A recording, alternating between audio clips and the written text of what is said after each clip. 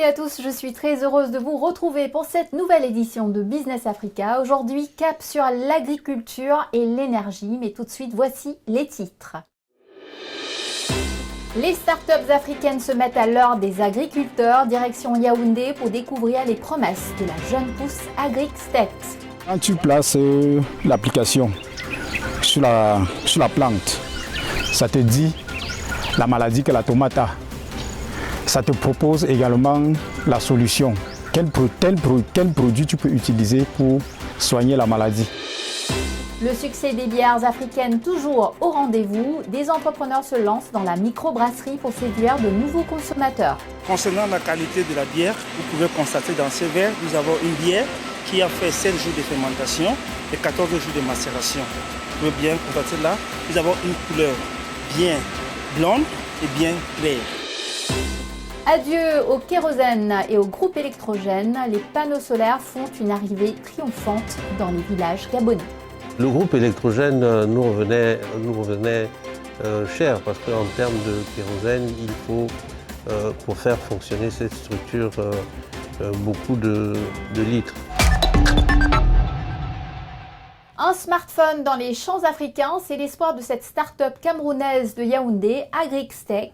Ces solutions numériques basées sur des algorithmes d'apprentissage automatique vont de la recherche de financement à l'assurance et à l'accès au marché, sans oublier le conseil technique agricole. Notre correspondant au Cameroun, Aboubakar Sidik Mounchili, a suivi le travail de cette start-up dans le montage de projets et le traitement des cultures. Regardez. Un smartphone en main au milieu d'un champ comme celui-ci que tient cet agriculteur camerounais dans son champ de tomates, ce n'est pas un effet de mode, ni un simple jouet sans lien avec sa production. Il s'en sert pour utiliser l'application qu'il a installée pour scanner les plantes. La vidéo enregistrée et automatiquement analysée et toutes les informations utiles qu'il souhaite avoir lui sont fournies. Quand tu places l'application sur la plante, ça te dit la maladie que la tomate a. Ça te propose également la solution. Quel produit tu peux utiliser pour soigner la maladie. De nombreux paysans africains expérimentent actuellement la révolution numérique qui s'est emparée du secteur agricole avec, à la clé, de nombreuses innovations porteuses pour l'agriculture du continent. Depuis des années que je travaille, je n'avais jamais eu une réussite pareille. Grâce à AgrixTech, ces derniers moments-ci, je sens que ça doit aller. C'est un outil donc précieux pour Jean Ramos Okudjour et son vaste champ d'une superficie de 3 hectares dans la région du centre Cameroun. La tomate est très recherchée et se vend à un bon prix sur le marché ces derniers temps. Il est certain, dit-il, de faire une bonne production. Les premiers sont déjà presque en maturité. Là où nous sommes présentement, c'est la 7e semaine. Après le piquage, il y a d'autres de l'autre côté là qui sont peut-être à 1 semaine, d'autres sont à 2 semaines. On évolue au fur et à mesure. Je fais dans l'agriculture, dans le maraîcher depuis presque 10 ans. Bon, ces derniers moments, j'ai connu AgrixTech. AgrixTech, c'était une application qui permettait aux agriculteurs de détecter les maladies des plantes.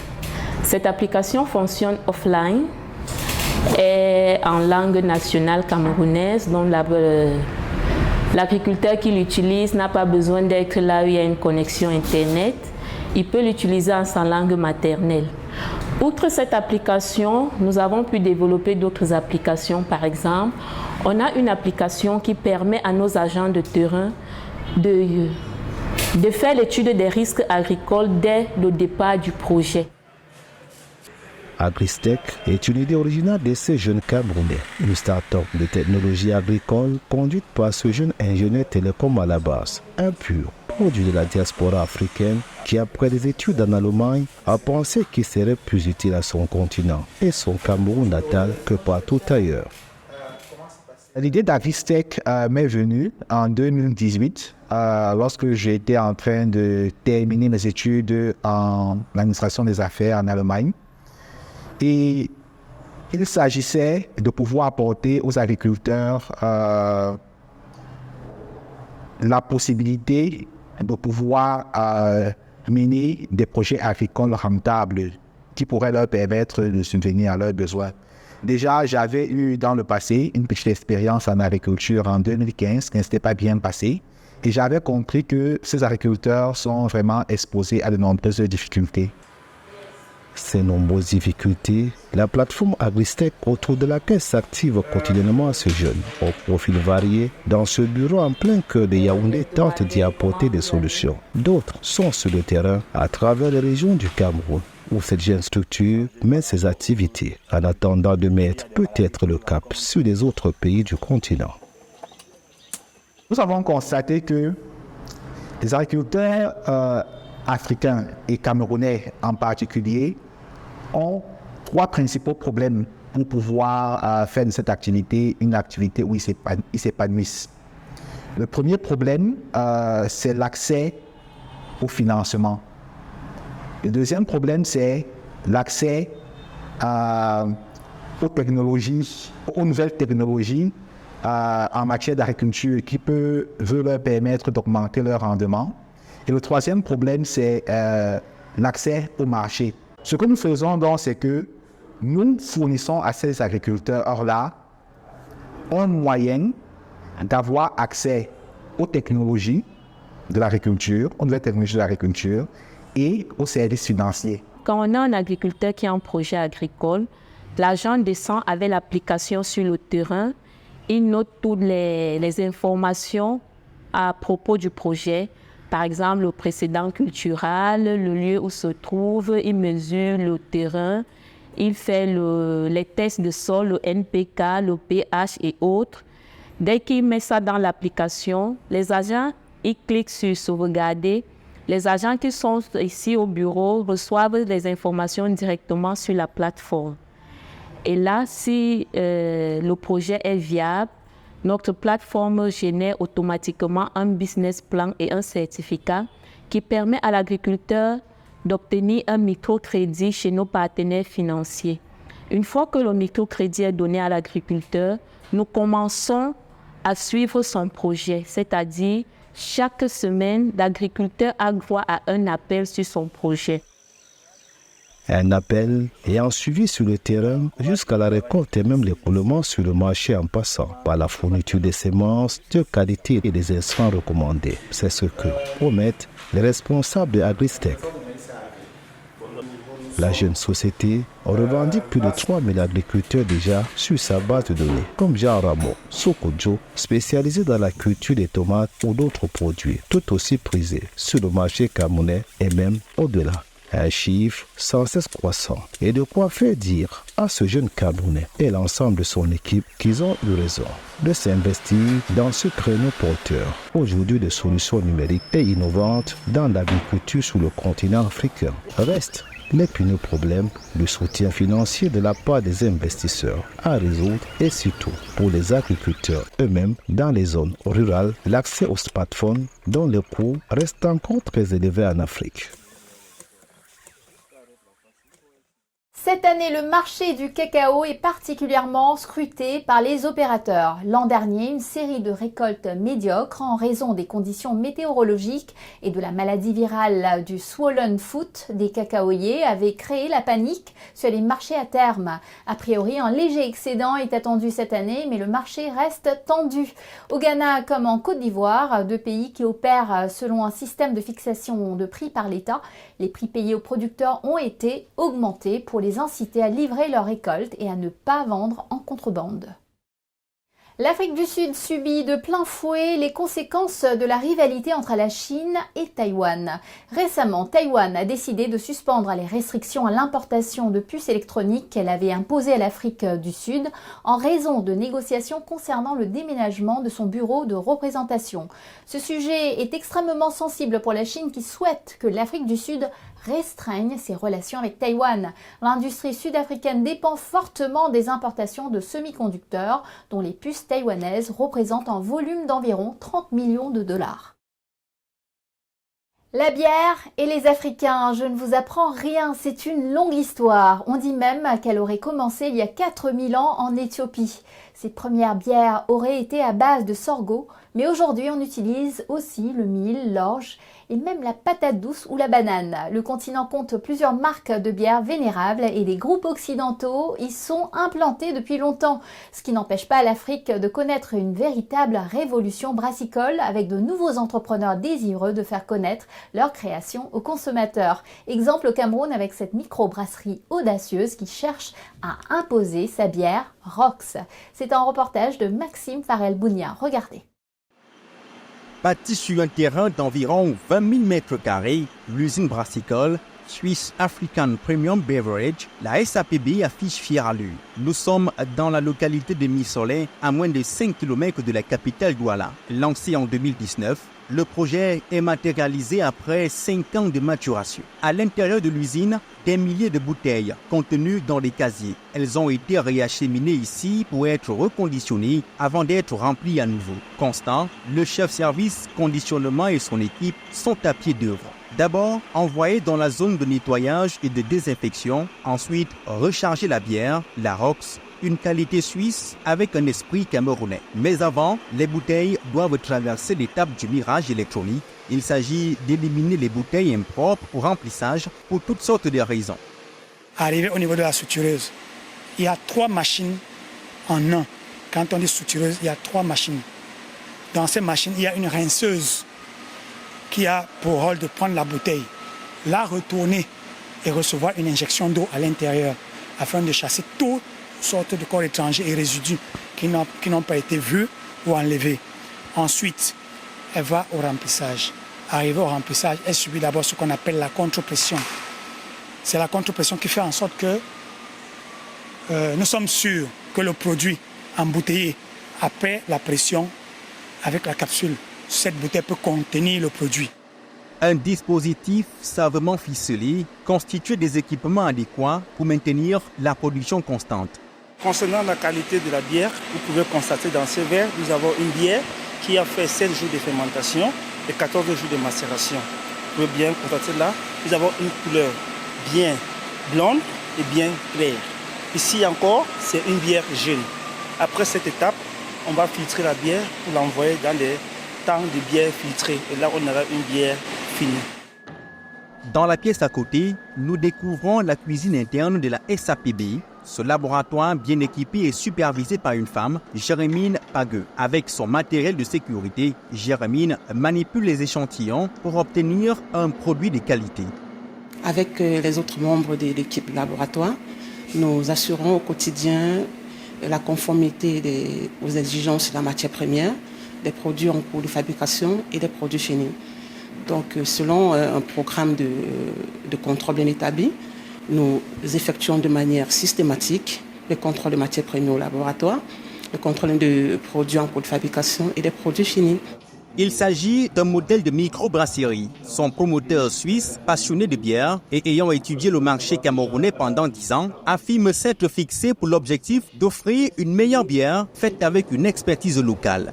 Actuellement, l'usine emploie près de 500 personnes qui participent à la production de 12 000 hectolitres depuis le lancement en juin 2024 et les ambitions restent grandes. Si possible, ici, maximum 1 année ou 2 ans, je voudrais atteindre la capacité maximale de cette brasserie de 50 000 hectolitres. De plus je grandis avec cette brasserie, de plus j'aurai des employés à embaucher. En 4 mois seulement, certains consommateurs sont déjà conquis. En tant que Camerounais déjà, nous savons que les bières premium, généralement ici, qui sont importées, sont assez petites déjà au niveau de la quantité. Et on a remarqué que la Rox, qui est une bière de 0,50 litres, au niveau de la quantité et du prix, est vraiment meilleure que les autres. Parce que moi, déjà, je ne suis pas un consommateur averti de la bière. Donc, on m'a conseillé et j'ai beaucoup apprécié. Parce qu'elle est légère. C'est pas la première fois que je la bois. C'est, je crois, la 3e fois. Fait pas mal à la tête. Tu te lèves le lendemain sans gueule de bois. Mais alors, qu'est-ce qui motive cette nouvelle entreprise brassicole à s'engager dans un marché caractérisé par une concurrence agressive? Nous avons posé la question à un expert des questions économiques. Elle a choisi des stratégies vraiment adaptées en matière marketing et en matière économique.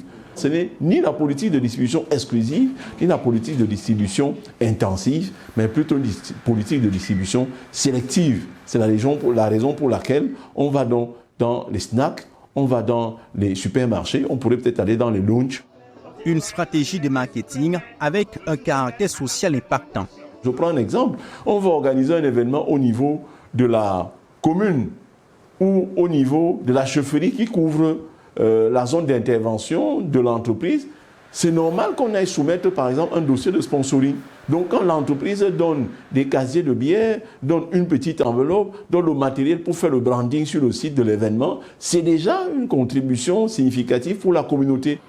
Le Cameroun est un pays à forte consommation des produits brassicoles. Ici, le marché est dominé par des grandes sociétés comme les Boissons du Cameroun, nouvelle appellation de l'ancienne SABC. Cette société présente au Cameroun depuis 76 ans contrôle désormais 94% des parts du marché local après avoir racheté les actifs de Guinness Cameroun. En seconde position vient l'Union camerounaise de brasserie UCB avec la célèbre bière l'Acadie. Toutes ces sociétés brassicoles se sont lancées dans la conquête du marché de la sous-région Afrique centrale.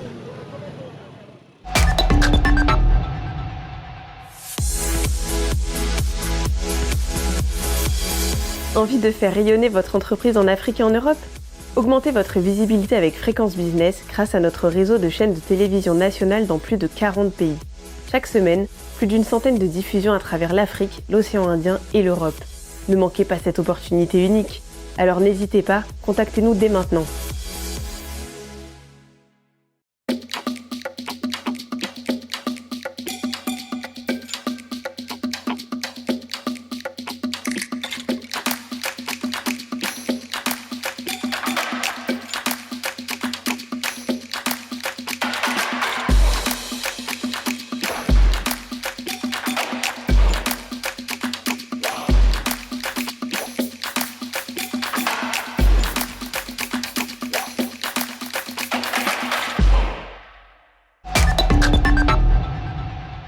Bienvenue dans la deuxième partie de notre émission. Les analystes s'accordent à dire que face aux incertitudes liées au commerce international et à la géopolitique, les investisseurs n'ont jamais acheté autant d'or que ces derniers mois. Les banques centrales ont également accru leurs achats. On prévoit désormais que le prix de l'or dépassera largement les 4 000 $ américains par once d'ici l'année prochaine. Cette flambée sera évidemment positive pour les économies africaines dépendant de l'exploitation minière aurifère. Pendant de nombreuses années, les États africains ont maintenu un taux d'imposition fixe inférieur à 5% pour le secteur, puis ce système a évolué vers un taux variable en fonction du cours international de l'or. Plusieurs pays ont adapté leur système fiscal. Le Mali et le Burkina Faso appliquent désormais un taux de 7% jusqu'à 2 000 $ américains, auquel s'ajoute un surcroît de 0,5% à 1% pour chaque augmentation de 400 à 500 $ américains du cours international. Le grand barrage de la Renaissance d'Éthiopie sera-t-il un atout ou un fardeau pour l'Afrique ? Inauguré début septembre, ce qui est le plus grand barrage du continent, a été construit dans un climat de tension entre l'Égypte, le Soudan et l'Éthiopie. Aucun accord contraignant n'a jamais été conclu entre les trois pays concernant la gestion du Nil, source d'eau douce essentielle pour 100 millions de personnes. Le barrage de 4,8 milliards de dollars devrait produire 5150 MW et générer 427 millions de dollars de revenus grâce aux exportations d'électricité d'ici juillet. Ces revenus proviendront notamment des exportations vers le Kenya, 83 millions de dollars, Djibouti 30 millions de dollars, la Tanzanie 24 millions de dollars et des entreprises de minage de données 290 millions de dollars. Finalement, le secteur touristique namibien pourrait aller au-devant de 3 années difficiles. Un incendie survenu le mois dernier a détruit au moins 38% du parc national d'Etosha, riche en faune, qui s'étend sur quelques 20 000 km². Selon des estimations non officielles, les dégâts pourraient être encore plus importants, avec un grand nombre d'animaux morts. Le secteur touristique représente près de 7% du produit intérieur brut de la Namibie. Il commençait tout juste à se remettre des conséquences de la pandémie de Covid-19. Une révolution est en route en Afrique, celle de l'énergie solaire. Ces dernières années, le continent abandonne les combustibles fossiles traditionnels et se tourne vers les énergies renouvelables. De plus en plus de panneaux solaires apportent de l'électricité aux communautés rurales, transformant la vie de millions de ménages. C'est le cas au Gabon, où notre correspondant Jean-Rovis Dabani a suivi les installateurs de la start-up Eco-Gabon qui apporte ces nouvelles infrastructures dans les villages. Dans cette pirogue se trouve le futur, des kits solaires importés d'Asie qui changent la vie des communautés rurales. Jérémy et son équipe parcourent des villages pour installer des panneaux solaires. Aujourd'hui, ils sont en route vers un nouveau client. Ce complexe hôtelier construit sur le bord du fleuve Ogoué était jusqu'ici alimenté au kérosène. Grâce à ces boîtiers auxquels seront reliés des accumulateurs lithium alimentés par des panneaux solaires posés sur le toit de l'hôtel, il sera désormais possible de faire marcher une télévision plasma de 52 pouces, congélateur et même un climatiseur de 2 chevaux. Toute la journée, les panneaux solaires emmagasinent de l'énergie pour produire la nuit tombée de la lumière. De la lumière pour le progrès, de la lumière pour l'avenir, de la lumière pour cuisiner de nuit comme de jour. Nous avons une réservation au moins de 40 personnes de la Banque mondiale. Ils sont allés en balade sur l'Ogoué. Et donc, à leur arrivée, tout serait prêt. Mais grâce, comme je dis toujours, grâce au solaire, parce que nous pouvons préparer avant qu'ils arrivent avec la lumière et mettre la musique. Mettre le projecteur, etc. Utiliser les ventilateurs solaires grâce au solaire. Et franchement, ça nous aide beaucoup à tous les niveaux. Donc là, je vous fais un sanglier dans son jus pour les touristes qui sont allés en balade. Et à leur arrivée, tout serait prêt. Et si on n'avait pas du solaire, on devait travailler dans l'ombre, il fallait encore utiliser le groupe, il fallait encore dépenser. C'est plein de dépenses. Et le solaire nous permet vraiment de faire des économies, surtout sur le carburant pour le groupe, etc. Cette idée d'innover vient de cet homme. En pleine campagne, rares sont ceux qui, comme lui, tentent de conquérir le marché du solaire. Les coûts et les distances sont trop élevés. Pourtant, cela n'a pas découragé ce comptable de se tourner vers ces petits panneaux qui changent désormais tout et lui épargnent surtout de dépenser de l'argent en kérosène. Le groupe électrogène nous revenait cher parce qu'en termes de kérosène, il faut, pour faire fonctionner cette structure, beaucoup de litres. Et nous avons pensé qu'avec l'énergie solaire, même si l'investissement est lourd au départ, nous voyons aujourd'hui qu'en utilisant les énergies solaires, nous avons moins de charges du côté de la consommation et du règlement du kérosène. L'installation des panneaux solaires dans des zones rurales, la start-up Eco-Gabon en a fait son cheval de bataille avec comme objectif favoriser une production écologique et responsable de l'électricité. En plus d'être une énergie décarbonée transmise directement par le soleil, elle se présente comme une véritable alternative aux infrastructures traditionnelles. Nous sommes une entreprise qui ne catégorise pas en fait les clients. Nous sommes une entreprise qui vise à aider tous les clients à rendre en fait leur maison autonome avec les énergies renouvelables, pas seulement que l'énergie solaire, parce que Eco-Gabon ne s'entend pas seulement travailler dans les énergies solaires, mais sur toutes les énergies renouvelables en utilisant en fait toutes les ressources naturelles dont on possède dans notre pays, que le Gabon, afin de produire de l'énergie efficace qui peuvent en fait combler en fait le besoin énergétique de nos clients. L'idée de court-circuiter les réseaux électriques traditionnels n'est pas nouvelle en Afrique. Au Gabon, les centrales thermiques alimentées au gaz ne suffisent plus à répondre à la demande croissante en électricité. Environ 40% de l'énergie électrique distribuée dans le pays provient des centrales hydroélectriques et gazières, insuffisantes d'après les experts. Cette crise énergétique pousse de nombreux ménages à recourir aux énergies renouvelables pour s'éclairer. Avant que nous n'arrivions, le client avait un groupe électrogène, un groupe de moins d'une puissance de 80 kVA. Oui, 80 kVA. Mais justement, été soumis à beaucoup de dépenses pour l'achat du carburant et de la maintenance. Et vous voyez bien que nous sommes donc sur un site qui est assez reculé. Donc pour déplacer un technicien à chaque fois pour la maintenance du groupe électrogène, ça lui revenait plus cher. C'est pourquoi il a opté pour les solutions des énergies renouvelables telles que l'énergie solaire afin de déjà permettre à ce site d'être éclairé jour et nuit à travers les panneaux solaires. Le Gabon, pays côtier du centre de l'Afrique, bénéficie de 2080 heures d'ensoleillement par an, soit un peu plus de 68 heures d'ensoleillement par mois. Un véritable atout pour le marché du solaire. Le Gabon est effectivement un terrain propice pour l'énergie solaire et cela à bien des niveaux, notamment sa localisation géographique, car vous n'êtes pas sans savoir que le Gabon est sur la ligne équatoriale et en plus sous les tropiques, ce qui en fait un pays doublement baigné par le soleil. Voilà. Donc nous sommes naturellement ensoleillés et ce à très grande échelle. Donc il serait très avantageux pour le Gabon que de se doter de très grandes installations solaires.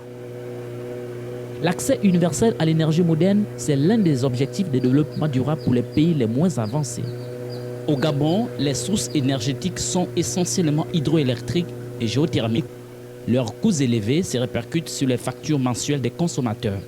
Certains Gabonais estiment qu'à terme, les panneaux solaires réduisent de près de moitié les coûts de l'électricité. Voilà, Business Africa, c'est fini pour aujourd'hui. Je vous retrouve la semaine prochaine, même heure pour Initiative Africa. Nous recevrons Kertala Kamara, fondateur et directeur général de la compagnie Circus Baobab. En attendant, vous pouvez revoir cette émission sur notre site web africaonair.com et nous suivre sur nos réseaux sociaux. N'hésitez pas à liker, partager et commenter en utilisant le hashtag Business Africa. Bonne semaine à tous et à la semaine prochaine.